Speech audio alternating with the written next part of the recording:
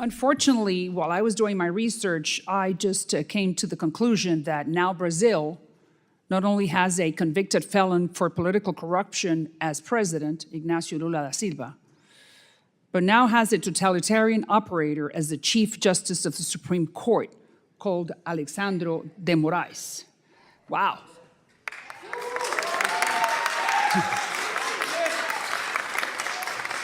Thank you.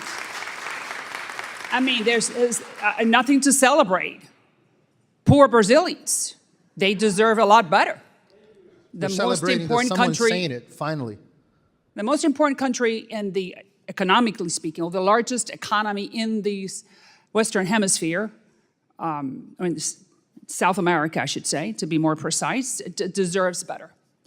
So, having said this, Elon Musk, the owner of Twitter, has become a target to the highest court because he shoots back.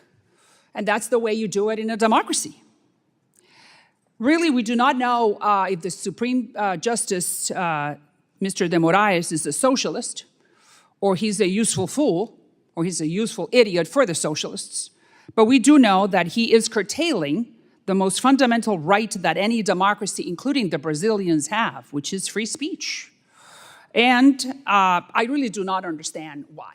So that's why. Thank you very much, Mr. Schellenberger, for being here with us. And I do want you to explain to us, why do you think that Elon Musk and Twitter is in the crosshairs of this gentleman? And I commend Elon Musk for doing that.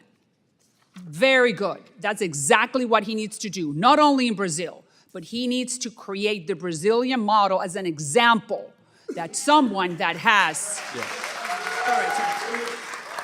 He needs to create an example, not only for Brazil, but for the United States and for the rest of the hemisphere, that you do not mess with free speech. Across the board, it does not matter what you're saying, you have the right to say it as long as it does not bring violence, period.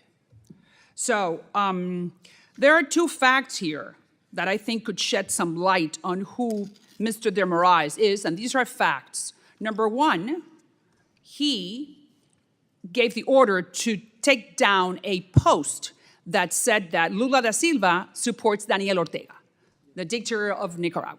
Well, yes, it's true. So why can the Brazilians not know that? So Mr. de Moraes ordered to bring it down. Number two, he gave 1 hour to the company, to Twitter, to take down posts by conservative politicians, or they would be fined $30,000. So 1 hour, what about if you read the email 30 minutes into it? So you only had 30 minutes to bring it to, take it down, or be fined $30,000. And those two politicians are here, Carla Zambelli and Marcel Van Hatten. Is that true? Yes.